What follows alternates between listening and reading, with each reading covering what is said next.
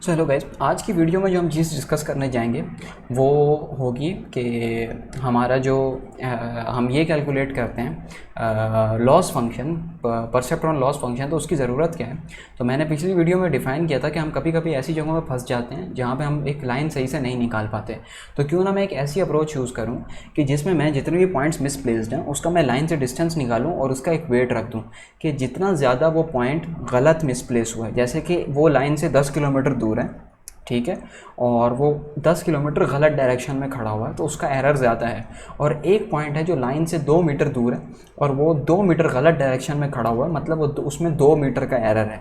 तो इस तरह से मैं एरर्स को वेट्स असाइन कर दूं, उनकी एक सिग्निफिकेंस रख दूं कि एक एरर कितना बड़ा एरर है और एक एरर कितना छोटा एरर है, और उन एरर्स को कैलकुलेट करके, एरर्स की कॉस्ट को कैलकुलेट करके मैं एक लॉस फंक्शन बना देता हूँ। और उस लॉस फंक्शन के थ्रू मैं फिर परसेप्ट्रॉन को इम्प्लीमेंट करता हूँ ताकि वो ज़्यादा अच्छी लाइन प्रेडिक्ट करके दे सके। तो कैसे? मैंने सिंपल क्या किया, मैंने एक बैंक का डेटा सेट उठाया, उस डेटा सेट को मैंने पहले कन्वर्ट किया। उसमें 4 वेब फीचर्स कॉलम है मेरे और एक मेरा टारगेट कॉलम है क्लास 0 और 1 का। ठीक है, मैंने क्या किया, मैंने उसको पहले एक मैट्रिक्स में कन्वर्ट कर दिया y और x के। ठीक है, तो मेरे पास 4 वैल्यूज़ हैं, x1, x2, x3 और x4। मेरे पास 4 चीज़ें आ गई, x1, x2, x3 और x4। अब मैंने क्या किया कि जहाँ पे भी ज़ीरो लिखा हुआ है उसे मैंने -1 कर दिया। इसकी ज़रूरत आपको आगे समझ आएगी कि जहाँ पे भी प्रेडिक्शन 1 है, मतलब आंसर सही है, उसे 1 रख दो। जहाँ पे भी आंसर गलत है ना, उसे 0 रखने के बजाय -1 रख दो। इसकी आपको ज़रूरत आगे समझ में आएगी। अब देखें, मेरा जो अब नया मैट्रिक्स मैंने बनाया वो कुछ इस तरह से बन गया। और अब मैं अगर x की शेप लिखता हूँ तो देखें x में 4 कॉलम रोज़ हैं, मतलब 4 वैल्यूज़ हैं हर रो के अंदर।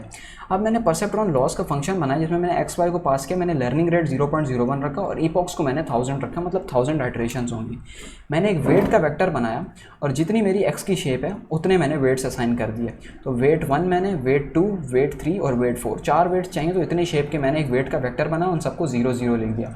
और बायस को भी मैंने इनिशियली 0 लिख दिया, 1 भी लिख सकते हैं, आपकी मर्जी, आप 1 लिखते हैं। मैंने इसको आइटरेट कराया एपॉक्स के अंदर और आई को आइटरेट कराया रेंज के अंदर y की। आई ने क्या किया, आई जाएगा y को पकड़ेगा 0 से। रैंडम पकड़ना है तो आप रैंडम पकड़वा लें, रैंडम नहीं पकड़ना तो आप ऐसे ही पकड़ लें। उसने क्या किया, y ने आई को पकड़ा, आई ने क्या किया, y के किसी वैल्यू को पकड़ा, मतलब इस पूरे 13,772 रोज़ में से उसने कोई एक रो को उठाया और उसने क्या किया, उसका डॉट प्रोडक्ट लिया एक्स आई और w के साथ। ठीक है, मतलब कि इस रो को मैंने मल्टीप्लाई किया वेट्स के साथ, जैसे कि हम करते हैं। जो हमारा सिंपल सा फार्मूला होता है बायस का, सिंपल सा हमारा बायस का फार्मूला क्या होता है कि हम z is equals to x1, और बायस का फार्मूला बोला, परसेप्ट्रॉन का फार्मूला क्या होता है, परसेप्ट्रॉन की वैल्यू कैलकुलेट करने का, x2 w2। ठीक है, परसेप्ट्रॉन में जो वैल्यू हम कैलकुलेट करते हैं, और x3 w3, इसी तरह से up to so on, up to infinity, up to n number of terms हम करते हैं और एंड में उसको बायस से ऐड कर देते हैं। ठीक है, इस तरह से हम z की वैल्यू निकालते हैं। तो मैं वही करूँगा, मैं यहाँ पे z की वैल्यू निकालूंगा। यहाँ पे मैं z की वैल्यू निकालने के बाद उस z की वैल्यू को मल्टीप्लाई करूँगा y i के साथ। अब होगा क्या, देखें, अब होगा सिंपल सी चीज़ कि z की वैल्यू को जब मैं मल्टीप्लाई करूँगा y i के साथ, तो y i में अगर प्रेडिक्शन -1 है, मतलब कि वो प्रेडिक्ट नहीं किया गया, तो वो खुद ब खुद ही <0 हो जाएगा और मैं वेट को चेंज कर दूंगा। और अगर y i ने प्रेडिक्ट किया हुआ कि उसकी प्रेडिक्शन 1 है, ठीक है, तो उसकी खुद ही वैल्यू 0 हो जाएगी। इसको पहले खुद ही समझ आता हूँ मैं आपको किस तरह से होगा। जैसे z ने वैल्यू निकाल के दी नेगेटिव में, क्या वैल्यू निकाल के दी, नेगेटिव। ठीक है, और y की वैल्यू भी नेगेटिव है तो प्रेडिक्शन सही है, y की वैल्यू भी नेगेटिव है तो प्रेडिक्शन सही है। नेगेटिव इंटू नेगेटिव आंसर क्या हो जाएगा, पॉजिटिव। ठीक है, नेगेटिव इंटू नेगेटिव आंसर क्या हो जाएगा, पॉजिटिव। मतलब z ने जो वैल्यू निकाल के दी वो भी नेगेटिव रीजन में लाई कर रही थी और y ने जो वैल्यू थी वो भी नेगेटिव रीजन में लाई कर रही थी, मतलब वैल्यू पॉजिटिव है। तो वेट्स को एडजस्ट करने की ज़रूरत नहीं है, तो वो 0 से कम भी नहीं होगा क्योंकि माइनस माइनस प्लस हो जाएगा। इसी तरह से अगर z की वैल्यू आ गई पॉजिटिव, ठीक है, और y की वैल्यू आ गई पॉजिटिव, तो तब भी आंसर पॉजिटिव होगा। तो वेट्स को चेंज करने की ज़रूरत नहीं है क्योंकि लाइन अभी भी सही जगह पे, वो पॉइंट अभी भी सही प्लेस हुआ है। कोई भी मैंने स्टूडेंट उठाया, मैंने उससे पूछा, उसने बोला मेरी प्लेसमेंट हो गई है, और मैंने अपने फंक्शन के हिसाब से कैलकुलेट किया तो उसने भी बोला प्लेसमेंट हो गई है। तो 1 1 1, और इस तरह 0 0, अगर मिसाल के तौर पर उसने बोला प्लेसमेंट नहीं हुई और मैंने भी बोला प्लेसमेंट नहीं हुई, मेरे मॉडल ने बोला, तो तब भी पॉजिटिव होगा क्योंकि दोनों का आंसर सही है, हम दोनों सही बात कर रहे हैं। ठीक है, अब देखते हैं इसको दूसरे एंगल से। अब अगर मेरे फंक्शन ने बोला कि यार इस बंदे की प्लेसमेंट हो गई है, और मैंने बोला इसकी प्लेसमेंट नहीं हुई, ओरिजिनल डेटा सेट में प्लेसमेंट नहीं हुई, और जेड ने बोला उसकी प्लेसमेंट हो गई है, तो वैल्यू क्या आएगी? नेगेटिव। और अगर वैल्यू नेगेटिव आ जाएगी तो मतलब हमने इसकी प्लेसमेंट गलत की हुई है, इसको पॉजिटिव रीजन के बजाय नेगेटिव रीजन में होना चाहिए था, क्योंकि वाई ने बोला इसे नेगेटिव रीजन में होना है। तो हम इस पर सिंपल सा वही वेट वाला फॉर्मूला अप्लाई करेंगे, W plus learning rate multiply by Y I, जो मेरा प्रेडिक्टेड वैल्यू है, मल्टीप्लाई बाय मेरा जो वेट्स हैं एक्स आई, मतलब जो कि x1 x2 x3 की वैल्यू है। उसके बाद मैं बायस को भी इसी तरह से चेंज करूँगा, bias plus learning rate multiply by Y I. Bias के अंदर मैं एक्स आई से मल्टीप्लाई क्यों नहीं कर रहा? क्योंकि बायस अलग होता है, उसके साथ कोई एक्स यूज़ नहीं होता। अगर आप फार्मूला देखें, फार्मूला क्या होता है इसका? फार्मूला अगर मैं आपको दिखाऊं तो फार्मूला क्या है? Z is equal to x1 W1 plus x2 W2 plus bias. तो बायस अलग होता है, तो इस वजह से ज़रूरत नहीं है।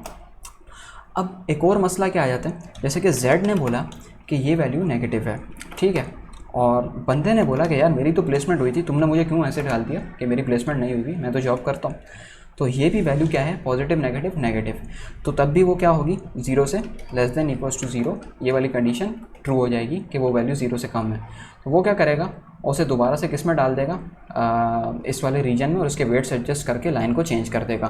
तो हम वेट्स को सिर्फ तभी एडजस्ट करते हैं जब हमारे पास लाइन को चेंज करना होता है। हम वेट्स को कब एडजस्ट करते हैं? जब हमें लाइन को चेंज करना पड़ता है। यहाँ पे देख लें, हम वेट्स को एडजस्ट कर रहे थे जब मैंने इस वाले को रन करता हूँ, इस वाले फंक्शन को जब मैं रन करता हूँ, एक सेकेंड, तो वो क्या कर रहा है? सिंपल, तो देखें जैसे ही वो सर्कल से पूछ रहा है कि क्या तुम सही जगह पे खड़े हो, तो वो बोले नहीं खड़े, तो इस तरह से वो खुद ही लाइन को एडजस्ट करता जा रहा है वेट चेंज कर करके। ये सही आंसर है, यहाँ पे मैं रोक देता हूँ। तो देखें यहाँ पे बेस्ट फिट लाइन मिल गई कि यहाँ पे ग्रीन सबसे अलग हो गए और ब्लू सबसे अलग हो गए, तो ये बहुत परफेक्ट उसने शेप कर दिया। तो इस तरह से हम काम करते हैं, कुछ इस तरह से लॉजिक होता है। अब कोड पर आते हैं, तो मैं इस तरह से वेट चेंज करूँगा, उन्हें रिटर्न कराऊंगा। तो W वेट और मेरे पास बायस, वेट और बायस मेरे पास रिटर्न हो जाएंगे परसेप्ट्रॉन लॉस के फंक्शन से। मैं प्रेडिक्शन लगाऊंगा उन पर, किस तरह से कि मैं प्रेडिक्ट करूंगा कि जो मेरे मॉडल की प्रेडिक्शन थी और जो मेरी ओरिजिनल प्रेडिक्शन थी, अगर वो दोनों सही हैं तो मैं 1 लिख दूंगा, और अगर गलत हैं तो मैं 0 लिख दूंगा। तो सिंपल है। इसको मैं अगर चलाता हूँ तो देखें, एक सेकेंड, तो देखें इस तरह से मेरी 98.98% एक्यूरेसी आ गई मॉडल की। तो इस तरह से परसेप्ट्रॉन लॉस का फंक्शन काम करता है।